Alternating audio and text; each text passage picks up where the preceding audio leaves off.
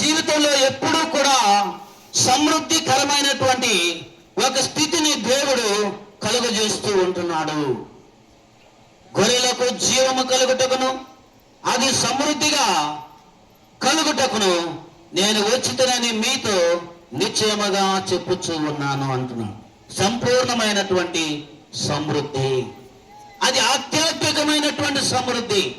ఆయన ఇప్పటికి 30 సంవత్సరాల్లో ఎన్ని వేల ప్రసంగాలు చేసి ఉంటాడో. అది సమృద్ధి జీవం. అది మనుషులు ఇచ్చేది కాదు. ఆయన ఊహించి ఉండడు. ఎన్నో వేల ప్రసంగాలు చేసి ఉంటాడు.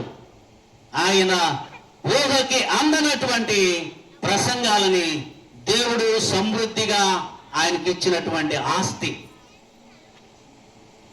డబ్బులు కాదు, ధనం కాదు, మరొకటి కాదు, కానీ పరలోకపు ఆస్తి, వాక్యం, సమృద్ధిగా భోజించేటువంటి శక్తి, సామర్థ్యం, ప్రజల్ని రక్షణలోనికి నడిపించేటువంటి ఆ సమర్థవంతమైనటువంటి ఆ సమృద్ధి జీవాన్ని ఆయన ఈ దేవుడు అనుగ్రహించి